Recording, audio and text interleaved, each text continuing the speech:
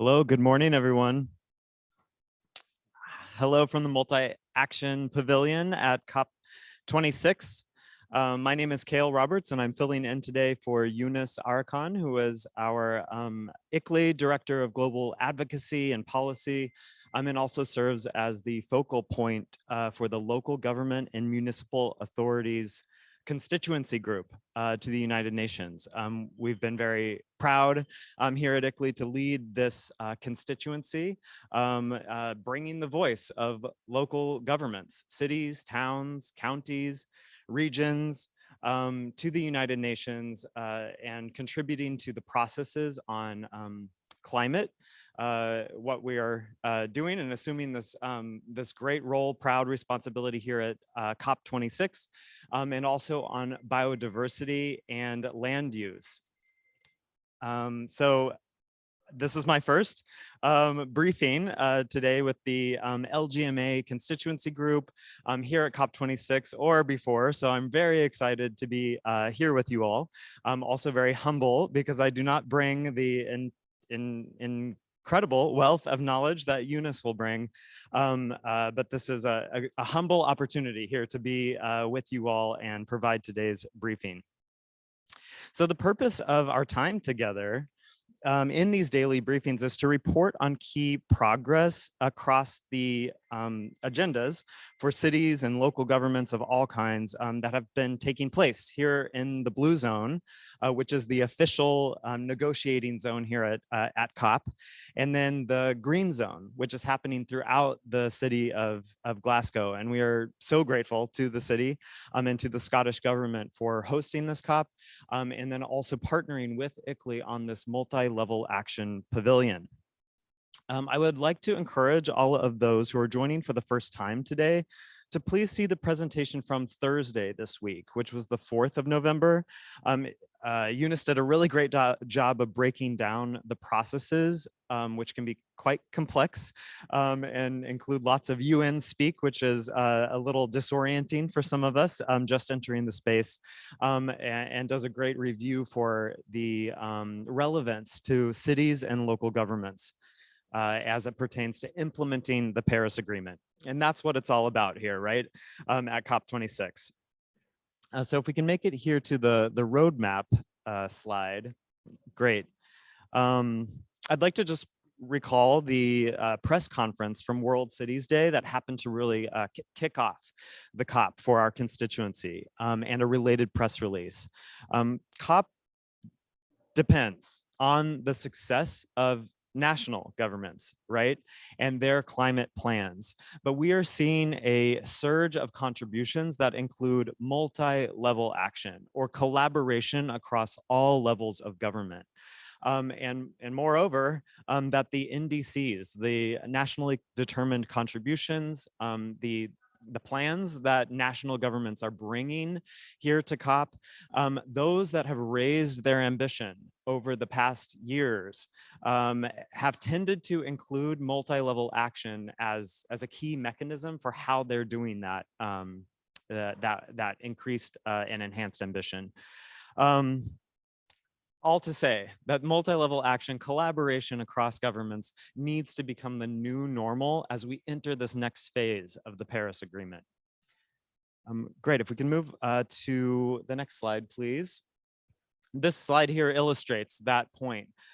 Just putting up here, those of you tuning in the past have seen this slide before. A few national governments, including the United States, Japan, Korea, and others that have really begun to implement and lean on local governments to bring forward that increased ambition and put that into action on the ground. We all here know, don't need to reiterate too much, that cities are on the front line of climate action, both on mitigation and on adaptation. And we at ICLEI, at the LGMA, and increasingly at the national level for all of these governments on the screen are understanding that, that working in close coordination with local governments is going to be key to success. And I'm coming from the United States office, I should have said that, where I'm a senior program officer, but also serve as the coordinator role for our 350 member cities in the US. Cities, towns, and counties, all shapes and sizes. ICLEI is really the big tent, the home for cities that are big, great producers and sources of emissions, as well as solutions. And then cities that are small, villages, towns, that in the United States where I'm working, that's about half of our ICLEI members are small communities.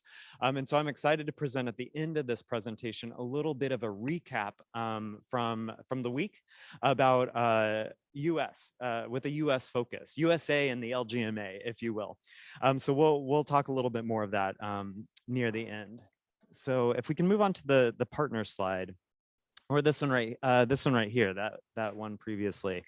So we're conducting these briefings nearly every morning from our home for local governments in the Blue Zone here, Multi-Level Action Pavilion. ICLEI owes great gratitude to the Scottish government, who's been our partner in this space. And while ICLEI is the primary organizer of the space, we work with more than 30 partners. I think it's worth skipping to this next slide now to show some of these partners. They're really the ones that work with ICLEI to bring this space to life. Here, live on the ground in Glasgow, but for the first time, a virtual platform that makes COP more accessible maybe than ever before for our constituency group, some of these partners on the screen, and then people who live and care and love cities and towns and states, which is nearly all of us, right? I talked about those small places. This is rural areas too. So this is really the home for local governments of all shapes and sizes. And we are grateful to those you see on the screen that are helping us bring this to life. Great, if we can go to the next slide with the calendar. It's a packed one, and it has been ever since the start of COP on the 31st of October. Packed across 2 weeks, we are hosting more than 70 events here, and they're organized to align with the UK COP presidency daily themes.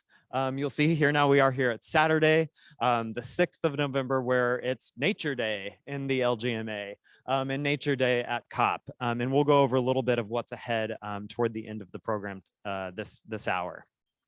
All right, I think we can move on for a little, yes, here, for those of you who are joining us in the room today, welcome. And those online, you can stay up to date with the full 2 weeks of events by scanning this QR code. We're at citiesandregions.org, dashes in between those words, cities-regions.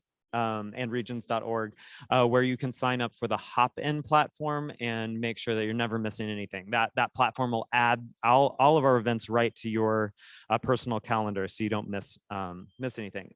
So the next slide, I believe we can do a little bit of a week 1 wrap up, to reorient. I know it's Saturday. If you're like me, it's really difficult to tune into webinars like this during your normal work hours. So we might be catching a few new folks.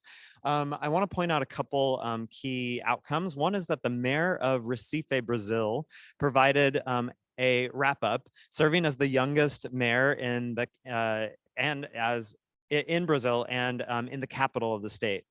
Which is appropriate as he presented remarks alongside youth delegates. Bringing that youth voice into the decision-making process has been one really grounding for me, a grounding theme of the whole events. It's been very exciting to see young people walking around and super engaged. They came, the youth constituency, with positions. They're more organized than many other constituencies, I think we can all safely say, and have really moved the outcomes forward. And Mayor of Recife, Brazil, recognizing this. We heard from Mayor of Izmir, Mayor Troyer, yesterday, who spoke and elevated the voice of youth in his own city. So just like that multi-level action work is spreading the message around what should be happening to advance the Paris Agreement across levels of government, I think we're all recognizing now that the youth voice, that the voice of all people in communities is bringing that same sentiment that we must incorporate inclusivity into every step of the planning process in communities. And Brazil really brought that to the table in the first week.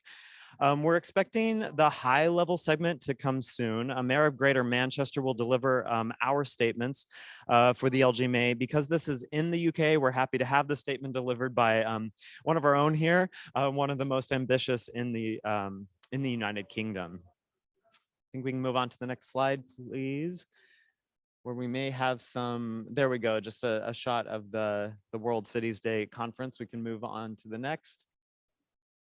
Great, maybe one more. We're looking for some draft text.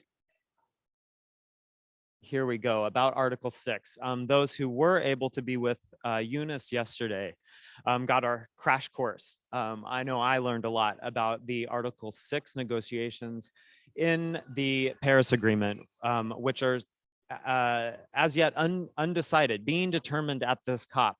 And it pertains to non-market mechanisms. So the document you see on the screen here is a draft. I have an update for those tuning in, but that caught yesterday, some progress being made, so I'll share that. But first, let's kind of orient ourselves to this draft text. It has a lot of parentheses, as Eunice pointed out. These are edits working in the document in process. Yesterday, a lot of undecided pieces of text, meaning that the parties are still in negotiation mode. If you see some of them highlighted here on the screen, this means it's been proposed by a negotiator, a party to the UNFCCC, but there might be some dissent or some uncertainty among other negotiators. So it's considered preliminary until finalized. The text that we have as of today, a few fewer parentheses, so a little more finalized. But as Eunice pointed out, this COP will be make or break on issues of finance. So two work streams going on here. One is the legacy of the Kyoto Protocol, and this is a flexibility mechanism. It allows developing countries to use investments in their countries to count toward their responsibilities. So if you're emitting a pound of carbon dioxide, say, you can avoid further emissions by investing in actions such as maybe reforestation or building out renewable energy systems in your country. And the amount of reduction achieved will be counted toward your contribution as a developing nation to the Paris Agreement. So just an important detail about these mechanisms. They of course have pros and cons, advantages and disadvantages. I won't have the level of expertise to answer to these right now, but since the Paris Agreement, there is a proposal for this Article 6 trading scheme to be revised. And that's what is being negotiated here over the next couple weeks. Let's see. let me skip ahead here a little bit to the updates for yesterday. Joe, I think you can stay on one of those previous screens. I'm jumping down to the latest word we've gotten on this text. So the logic for the local government constituency is that it is very important, um, and big things can happen for cities, for this multi-level action, in turn for national commitments, if 6 words can be included as part of the Article 6 portion of the negotiations. Those 6 words, to repeat them from yesterday: sustainable, integrated, urban, and territorial development. We need this to happen in Glasgow, so that over the next 2 years, 10 years going forward, the work of Paris, the outcomes of all the COPs can continue to orient around sustainable, integrated, urban, and territorial development. And so there's folks, negotiators with the purple badges, those of us who are observers with our yellow badges that can influence the outcomes, and that's what the LGMA is here to do, to try to help the parties come to an agreement that includes these phrases. So the new text as of yesterday is available, and it's attached. Anyone who signs up for this briefing will get it. For information, relevant links are also extracted as a separate PowerPoint that's already been circulated to those of you who join us on our mailing list. A number of the LGMA partners have reached out to several of the UNFCCC delegates to insert those 6 words: sustainable, integrated, urban, and territorial development. And a number of parties are seriously considerate. So this is an update since yesterday. Although that addition has not found its way into the revised text yet, not in verbatim form, the new document does include a specific reference in the NMA work program that says NMAs including local, subnational, national, and global context. That's the phrase: local, subnational, national, and global context, which is already a very powerful reference. So even if the local government municipal authorities constituency and the proposal that we put forward cannot be fully realized at this COP, I think we can consider this progress, absolutely. So we'll be following the SABSTA technical work program very closely over the next few days, and be reporting progress here. Great. So I think we can move forward to what's ahead of us today in the blue zone. So today at COP 26 in the presidency, the presidency will convene a town hall with constituencies at 9:30. So coming up here pretty soon, which is called reasons for me to end our program a little bit ahead of schedule. It will be in meeting room 2, and then we are working to try to get the live stream link so that everyone at home can be tuning in online if it becomes available. Again, that's a COP26 presidency town hall. Today here in the multi-level action pavilion, it's Nature Day and the LGMA, right? And we'll focus on nature and biodiversity, including in the Edinburgh process. Those of you who have signed the Edinburgh Declaration or have been considering it will know that that we're all at the COP for climate, right? But there is a COP for biodiversity, and that COP was in 2 parts. So one part happening in October this year. Part 2 will follow up next spring. ICLEI is very engaged, and the LGMA is very engaged in that biodiversity proceedings as well. And the Edinburgh Declaration really spells out how local governments can be contributing to the biodiversity process.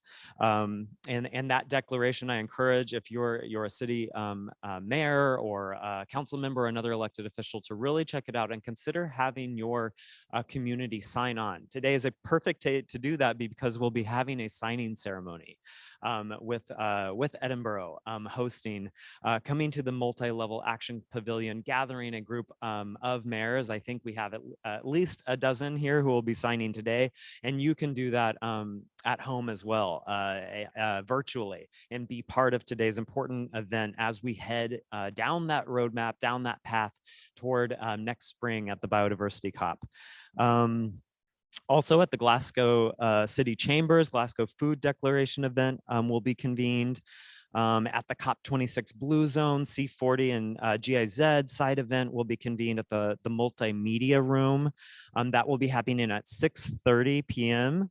This evening, which means only those who have a COP26 Blue Zone badge will be able to watch and register on the COP26 platform. So lots of ways to get involved on nature as well as food systems today. I want to close this portion, the updates portion, with a quote because I had the extreme pleasure of being here in the multi-level action pavilion yesterday with Mayor Sawyer of Izmir, Turkey, and I was just so struck by his words. I felt the mayor's speech was one of the most powerful that I've come across. And like I said earlier, he was here to address on issues of youth engagement, also of culture, and ensuring that there's this cultural heritage embedded in the work that we're doing here at COP. I think it really resonated for me because I'm a newcomer to COP. Maybe many of you tuning in are too. And a lot of the negotiation phrasing, the language itself, the kind of glitz and glamour of the space can really disorient me. And the mayor did a great job of bringing this back home to heart and to head and to heritage, and what cultural heritage means in the proceedings, and really I feel bringing a human element to the work that we're doing here, so it's not so bogged down in the technicalities all the time. So the mayor has called for a cultural revolution for his city in Izmir, but for all ICLEI members especially, and then resonating out to the global universe of cities, that we must nourish both a new generation and gain inspiration from nature. He described a new culture that's happening in Izmir that is building around 4 pillars. Taken together, these 4 pillars constitute a circular culture. So drawing on the concepts of circular economy, but applying them to this element of culture. Those 4 pillars are harmony with nature, harmony with the past, harmony with each other, and harmony with change.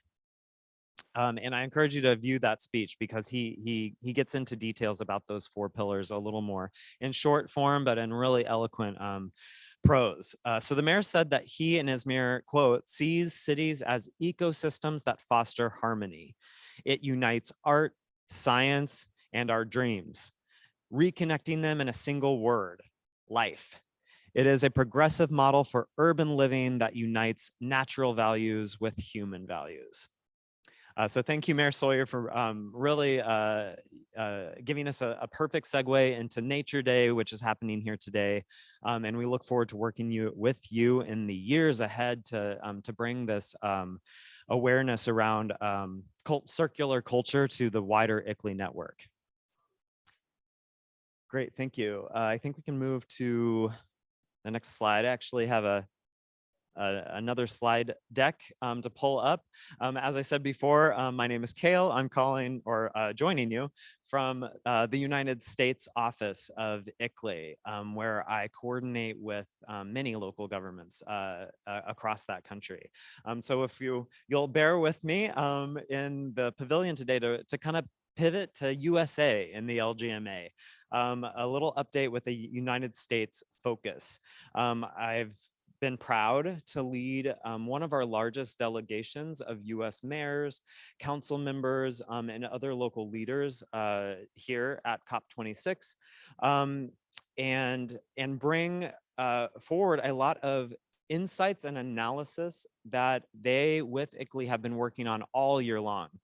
So those of you who've been tuned in to the COP process over the past couple of years, the rocky road of COP, will know that the UK presidency and the high-level champions have put forward a race to zero. ICLEI, along with our global partners, C40, WWF, many others doing excellent work, brought that race to zero, race to climate neutrality home to cities, forming a city context. We in the US at ICLEI USA took that a step further and developed a work program for our United States cities, where we calculated the science-based targets, or the 2030 climate goals that over 150 cities actually would need to meet by 2030 if they were even to have a hope to be on track for climate neutrality by 2050. So really 2030 is the new 2050. We need to orient around the next few years, and ICLEI's analysis using our ClearPath tool, insights that we've gained from hundreds and hundreds of cities that have calculated their greenhouse gas inventories in that tool, have allowed us to calculate these science-based targets for 150 communities. If we can go to the next slide, I think I have a little bit of a breakdown of what we found. So this is what we worked on all year long. And then we'll dive a bit into the analysis, but we calculated those 150 science-based targets. Then we moved into quantifying the emissions reduction from the highest impact actions that would help each of those communities get on their path to climate neutrality by 2050. This all happened through a personalized support package. I'm so proud to be with ICLEI because we can help mobilize these communities and then be there, step by step along the way, providing the technical assistance to see it through. And this will be a decades-long practice, right? So the next slide, I think, shows you a little bit more about what's in this analysis. And you all will be seeing this analysis. In the next day or two, we'll release our white paper that looked at more than 100 communities around the United States and what we discovered. But at a high level, here's what it's going to take. And I have no doubt that this that these high impact actions are shared by cities and towns and counties across the world. What we found is there's no surprise, maybe some areas that, some action areas that deliver the largest emissions reduction. Those are around decarbonizing the grid, decarbonizing electricity delivery, also on natural gas, building electrification, and then modifying new and existing buildings, especially addressing building codes and retrofitting existing buildings, and then transitioning fleet, both government operations level, the fleet that we all own and operate in cities, and then across our communities to be all electric, with some reliance on vehicle miles traveled. You'll see that VMT reduction there. That's vehicle miles traveled, and in finding ways to build walkability into our communities. There is some need in almost every community for that, especially communities that are still developing and growing, if we're going to move the transition forward. So those are the highest impact actions, but recognizing that there are then these accelerating actions, these actions that maybe on their own don't deliver huge emission savings, but they build a groundwork, a baseline of awareness and buy-in from our community members that are necessary to see those highest impact actions through. So these are things like composting. These are things like bringing in green infrastructure and nature-based solutions, building circularity into our communities, and then addressing issues of equity, justice. I mentioned that inclusive planning principles. All of these accelerating actions are necessary side by side with those highest impact actions if we're going to make to see success. So next slide here, I think I have some takeaways Oh, just to show you a little bit of what you'll get in this analysis, we dive deep into those highest impact action areas. So that's electrifying the or grid decarbonization, electrifying vehicle fleet, and then electrifying buildings. So a little bit here about municipal procurement of renewables. We'll unpack that in the analysis. Next slide, please. I think we show here you go with decarbonizing existing buildings. I won't get into too much detail, but I'm proud that this white paper is giving something of a roadmap that I feel almost any city will be able to follow. And then the final slide, I believe, breaks down a little bit of what we are offering on EV policy, electric vehicle policy. Long list here. You don't need to read it now, but we've got your roadmap covered coming from the US. So sign up for the update about this. Next slide, please, Joe. I think we've got the link. You can get this white paper in the next day or two at icleiusa.org. That's ICLEIUSA.org. Some takeaways here. Let's just skip right down to the bottom, the highlighted or the italicized text here at the bottom. This is possible. We found that for the United States, being a high income country, each community, every community on average would need to reduce their emissions by 2030 by 63.3%. That is a big undertaking. This is per capita reduction, which is based on a 50% global reduction and then adjusted using the Human Development Index. So I said USA is a high income country, and so we need to do even more. I mean, that comes out to, you know, let's say two-thirds of your emissions today, if you're a US community of any shape and size, need to reduce over the next 8-9 years. But this is possible. And so that roadmap that we'll release in the white paper will show you how to do this. All right, I think we're ready for the final wrap up or some takeaways from USA and the LGMA. I got to have an experience of my lifetime in the climate space, meeting with special advisor, national climate advisor to the United States, Gina McCarthy. This was a couple days ago, here pictured with our ICLEI US delegates and friends from US Conference of Mayors and other partner organizations in the LGMA. And Gina has a really frank and straightforward and honest way about her that we all can appreciate, saying, for instance, an update that $55 billion investment package has been passed. And much of that earmarked for climate programs, especially improved infrastructure, low carbon infrastructure, and green infrastructure. But in her characteristic frank form, saying that is not nearly enough. You know, we need trillions of dollars. And so the federal government issuing this $55 billion investment as a way to spur private finance to kind of pick up that slack. But regardless, this is a large amount of money to get us started on climate. I think it really shows that the United States is stepping up on its nationally determined contribution and in a multi-level action way. So Gina called this special meeting with mayors and council members specifically because the funding coming out of the federal government is intended to be directed in part and in large way toward local governments. And so she was asking our constituency, asking these mayors, you know, how best do we do that?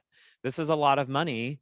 How do we get it to cities in a way that's efficient and reduces some of the waste we've seen in past rounds of funding? So a few takeaways, and I'll start with a quote from Mayor Frank County of Des Moines, Iowa, the heart of the United States, and who also serves as ICLEI president globally. So Mayor County was with us, and he said, when money comes to cities, we know how to spend it. This is coming out of Mayor County's experience with energy efficiency investment funds from several years back under the Obama administration, the EECBG, for those from the US who are listening in, basically to say you can elect to skip the state, give the money directly to cities.